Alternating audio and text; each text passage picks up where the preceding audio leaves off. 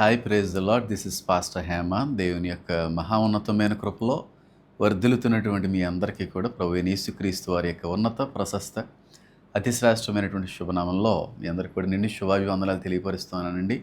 అందరూ బాగున్నారని ఆశపడతా ఉన్నాను. మీ అందరి నిమిత్తమే మా యొక్క వ్యక్తిగత ప్రార్థనలో ఎక్కడ కూడా మర్చిపోకుండా మీ అందరి కోసం నేను ప్రార్థన చేస్తూ ఉన్నాను. ఈ రోజున ఒక అత్యవసర విషయాన్ని మీ వరకు అతి వేగవంతంగా అత్యవసర పరిస్థితుల్లో వీలైనంత త్వరగా మీ మధ్యకి తీసుకొని రావాలనేటువంటి ఒక ఆలోచనతో ఈ విధంగా రావడం అనేది జరిగిందండి. నేను ఒక 2 వీక్స్ క్రితం ఏంటి, చాలా సందర్భాల్లో కూడా ఈ మాట నేను చెప్పాను. ఎంతమందికి ఇది గుర్తుందో లేదో నాకు తెలియదు కానీ మరొకసారి గుర్తు చేస్తాను. ఏమనంటే, పీస్ డీల్ అనేటువంటిది కుదిరింది, పీస్ ట్రీటీ అనేటువంటిది ఏర్పడింది. ఇప్పుడు ఏ విధమైనటువంటి యుద్ధాలు ఒక దేశం మీద మరొక దేశం మీద నుంచి ఇంకొక దేశానికి జరగకుండా కొన్ని సంతకాలు కూడా చేయబడ్డాయి. కానీ గుర్తుపెట్టుకోండి, ఈ పీస్ డీల్ అనేటువంటిది, ఈ శాంతి ఒప్పందాలు అనేటువంటివి పొరపాటును కూడా ఎంతో కాలం నిలవవండి. మీరు అనుకుంటున్నారు ఏదో కొంతకాలం పీస్ కుదురుతుంది, కొంతకాలం సమాధానకరమైనటువంటి కొన్ని కార్యాలు జరుగుతూ ఉన్నాయి కాబట్టి యుద్ధాలు తగ్గుతాయేమో, నార్మల్ డేస్కి వస్తామేమో అని అనిపిస్తూ ఉంటుంది. కానీ మళ్ళీ రిపీటెడ్గా చెప్తున్నాను, ఎప్పటికీ పీస్ డీల్ అనేటువంటిది కుదరదండి. ప్రపంచం నార్మల్ డేస్కి రావడం అనేది చాలా కష్టమండి. కానీ కొన్ని దినాలు అయితే మాత్రం నార్మల్ అయినట్టుగా కనబడుతుంది. ఆ నార్మల్ అయినట్టుగా కనబడినటువంటి సందర్భంలోనే సంఘం ఎత్తబడుతుందండి అనే విషయాన్ని చాలా సందర్భాల్లో కూడా చెప్పాను. అయితే ఇప్పుడు ఇరాన్లో అయోతల ఖమేనీ గారి యొక్క ఆఖరి అంతిమ ఖనన కార్యక్రమాలన్నీ కూడా, ఫ్యూనరల్ అంతా కూడా వాళ్ళు చాలా బాహాటంగా, చాలా ఘనంగా ఏర్పాట్లన్నీ కూడా చేసుకున్నారు. అదంతా కూడా మీకు తెలిసిందే. అయితే ఇది 9న పూర్తిగా ఆయన బరియలు చేయబడతారండి అనే విషయాన్ని కూడా చెప్పాను. 9వ తారీఖున పూర్తిగా ఆయన భూస్థాపిత కార్యక్రమం లేదంటే సమాధి చేయబడతారండి అనేటువంటి విషయాన్ని గడిచినటువంటి వీడియోలో కూడా చెప్పాను. అయితే ఇంకా సమాధి పూర్తిగా చేయబడక మునిపే నాకు తెలిసి నిన్న ఈవినింగ్ ఎప్పుడో ఆయన యొక్క బాడీ ఫ్లైట్లో టెహరాన్కి చేరింది. టెహరాన్కి చేరడం అనేటువంటిది జరిగింది. అయితే ఆయన పూర్తిగా ఇంకా సమాధి కూడా చేయడం అనేటువంటిది కూడా జరగలేదు. ఇంకా కూడా ఆయన యొక్క పార్థివ దేహం అక్కడ వస్తున్నటువంటి అభిమానులు, అక్కడ వస్తున్నటువంటి లీడర్స్కి చూపించడానికి ఇంకా అవకాశం ఇస్తూనే ఉన్నారు. అయితే ఈ లోపల మళ్ళీ అమెరికా చాలా పెద్ద ఎత్తున ఇరాన్ మీద దాడి చేసిందండి, చాలా పెద్ద ఎత్తున. అయితే ఇప్పటి వరకు కొంత ఆగినట్టుగా మనకైతే అనిపించింది. కానీ నేను ఆగదండి అనేటువంటి మాట మీకు ఆల్రెడీ చెప్పాను. ఆ మాట కళ్ళ కట్టేట్టుగా ఇప్పుడు మన కళ్ళ ముందు నెరవేరుతూ ఉంది. అయితే ఎందుకు ఇది జరిగింది, దాడి ఎందుకు జరగవలసి వచ్చిందని అంటే, ఇరాన్ వాళ్ళు ఈ ఖతార్కి సంబంధించిన, బెహ్రెయిన్కి సంబంధించినటువంటి కొన్ని ఆయిల్ ట్యాంకర్స్ మీద వారు దాడి చేశారు.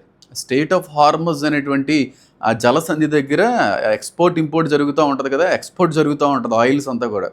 ఆ ఆయిల్కి సంబంధించినటువంటి కొన్ని ట్యాంకర్స్ని, కొన్ని షిప్స్ని వాళ్ళు టార్గెట్ చేసి ధ్వంసం చేయడం అనేది జరిగింది. ఎప్పుడైతే ఇది జరిగిందో చాలామంది అమాయకులు, ఆ బోట్లో ఉన్నటువంటి వాళ్ళు, ఆ షిప్లో ఉన్నటువంటి వాళ్ళు ప్రాణాలు కోల్పోవడం అనేటువంటి కూడా జరిగింది. వెంటనే ట్రంప్ గారు ఊరుకుంటారా? ఇప్పటికే ట్రంప్ గారు తల తీసేస్తాం, ట్రంప్ గారికి తలకి బేరం పెట్టాం, లేకపోతే 100 ప్లాట్లు ఇస్తాం, అది ఇదని చెప్పి అంత డైరెక్ట్గా అమెరికా యొక్క ప్రెసిడెంట్ గారిని అంతమంది ఇంత భయంకరమైన రీతిలో టార్గెటెడ్గా మాట్లాడుతుంటే ఆయన మాత్రం ఊరుకుంటాడా? ఆయన తెగించి ముందుకు వచ్చినటువంటి వ్యక్తి కనుక చాలా గట్టిగా అటాక్ అనేటువంటిది ఇరాన్ మీద చేశారండి. చాలా పెద్ద ఇబ్బంది అనేటువంటిది మాత్రం అక్కడ తలెత్తింది. అయితే ఇరాన్ వాళ్ళు ఏమన్నా ఊరుకున్నారా? ఇరాన్ వాళ్ళు కూడా ఏమీ ఊరుకునే ప్రయత్నం ఏం చేయలేదు. వారు కూడా బెహ్రాన్లో ఉన్నటువంటి వాటి మీద, అమెరికన్ బేసెస్ మీద వారు కూడా భయంకరమైనటువంటి రీతిలో దాడి చేసే ప్రయత్నం అయితే చేశారు. కాబట్టి యుద్ధం మాత్రం మళ్ళీ పునఃప్రారంభమైంది. ఇది ఏ సమయంలో అయినా సరే 3వ ప్రపంచ యుద్ధంగా మారే అవకాశం ఉంటుంది. అంటే ఆ రేంజ్లో మారేటువంటి అవకాశాలు అయితే గట్టిగా ఉంటాయని చెప్పి వీటిని బట్టి అయితే మనకు చాలా బలంగా అర్థమవుతూ ఉందండి. కాబట్టి ఎందుకంటే ఈ సీజ్ ఫైర్ తర్వాత, సీజ్ ఫైర్కి ముందు కూడా అంత పెద్ద ఎత్తున అమెరికా ఇరాన్ మీద దాడి చేయలేదు ఇప్పుడు చేసినంతగా. అంత భయంకరమైనటువంటి రీతిలో దాడి అయితే జరిగింది. ఎందుకంటే ఎల్పిజి ట్యాంకర్స్ను కూడా కొట్టేశారు. ఖతార్కి సంబంధించినటువంటి ఎల్పిజి ట్యాంకర్స్ను కూడా ఇరాన్ వాళ్ళు స్టేట్ ఆఫ్ హార్మస్ దగ్గర కొట్టడం జరిగింది. అయితే ఇరాన్ వాళ్ళు వచ్చి షేక్ ఇజా ఎయిర్ బేస్ అనేటువంటిది ఉంది అక్కడ బెహ్రైన్లో.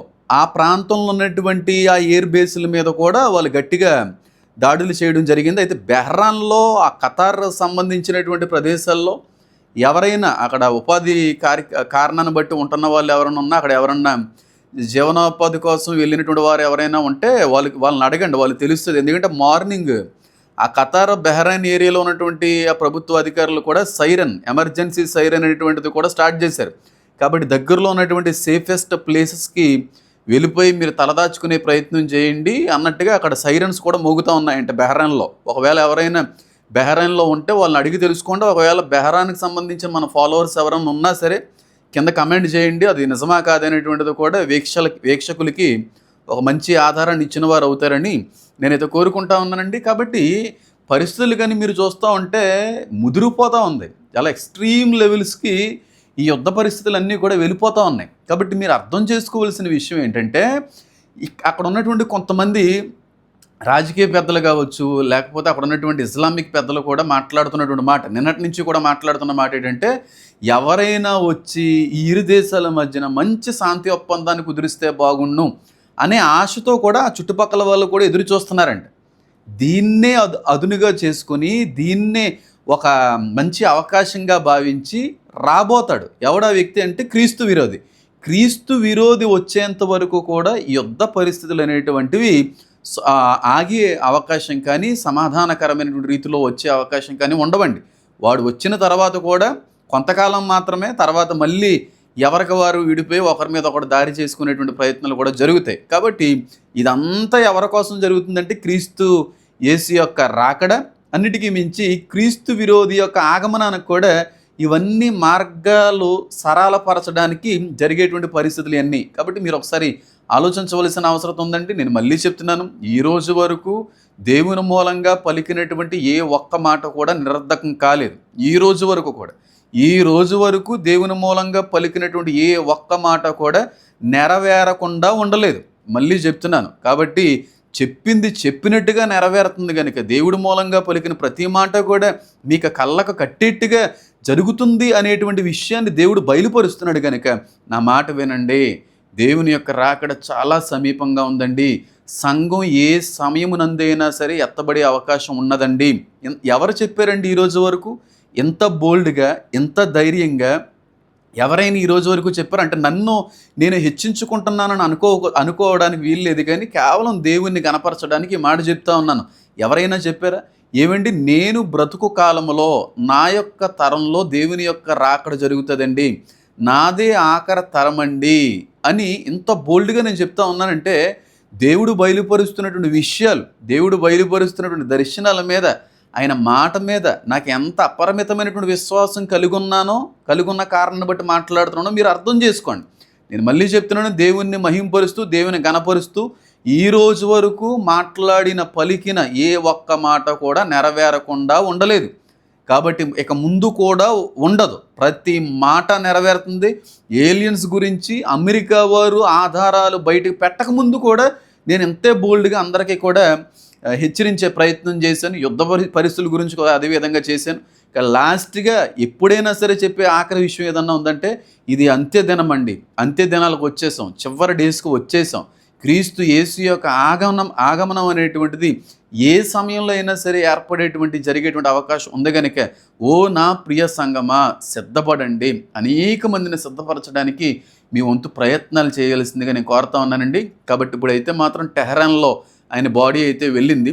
ఇంకా ఆయన సమాధి చేయబడకుండానే ఇరు దేశాల మధ్యన ఈ గొడవ అనేది రేజ్ అవ్వడంతో పాటుగా చాలా పెద్ద ఎత్తున ఈ గొడవ మళ్ళీ ఎక్స్ట్రీమ్ లెవెల్స్కి స్ప్రెడ్ అయ్యేటువంటి అవకాశాలు కూడా గట్టిగా కనబడుతున్నాయి కనుక ఒకవేళ ఈ యుద్ధం ఇప్పుడు జరుగుతున్నటువంటి దాడులు రేపు ఈవినింగ్ కానీ ఆగకపోయినా, ఎల్లుండి మార్నింగ్ కానీ ఆగకుండా ఒక 3 days కంటిన్యూగా కానీ ఇదే దాడులు కానీ జరిగితే చాలా పెద్ద క్రైసిస్ వస్తది. చాలా పెద్ద కరువు అనేటువంటిది ప్రపంచాన్ని కుదిపేస్తది.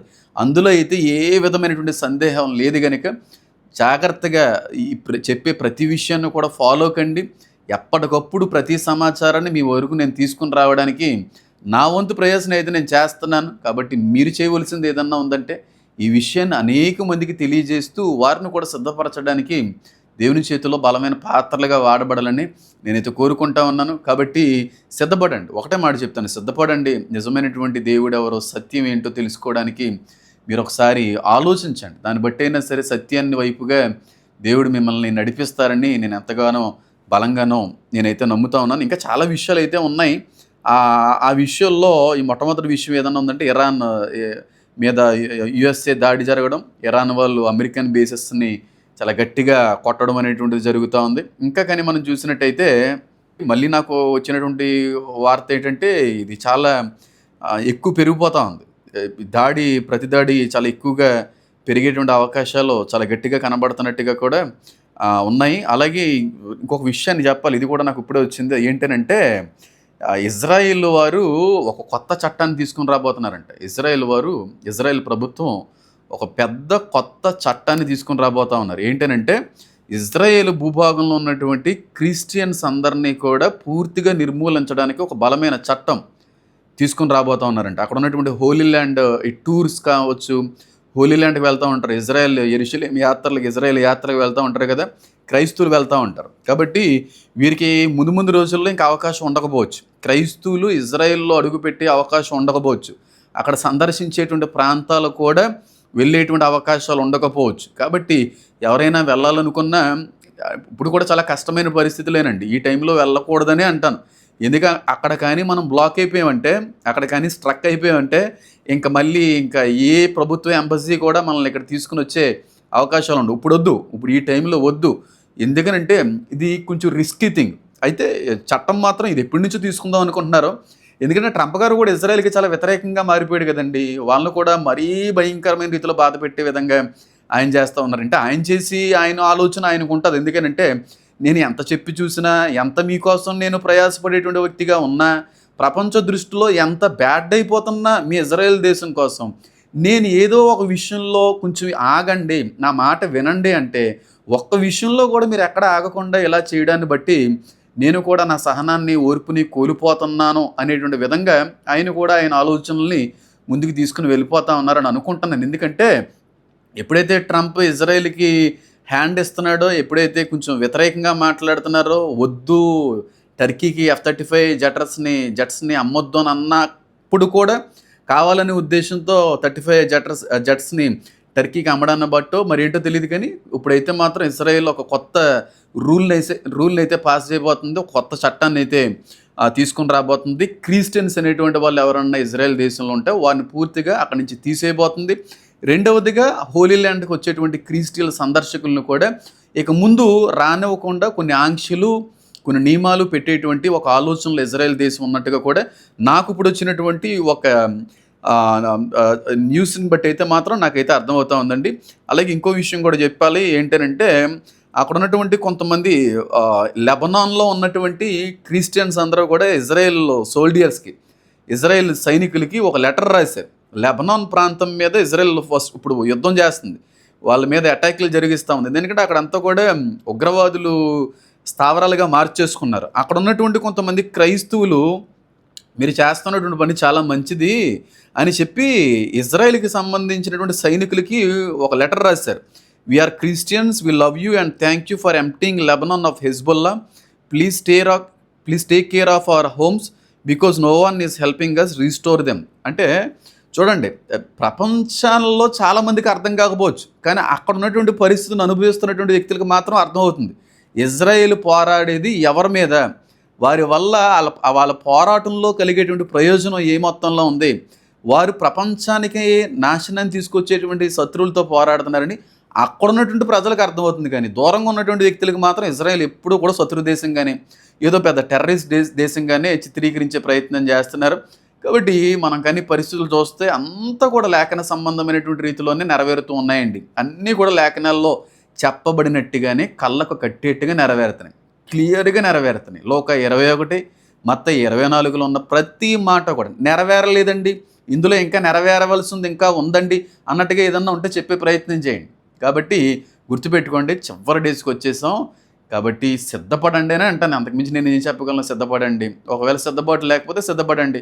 అసలు ఆ రక్షణే లేకపోతే సిద్ధపాటు కంటే ముందుగా రక్షణ పొందండి. ఈ విషయాన్ని మాత్రం ఎన్ని మార్లైనా చెప్పడానికి నేనైతే సిద్ధంగా ఉన్నాను. ఇంకా చాలా విషయాలైతే వస్తా ఉన్నాయి.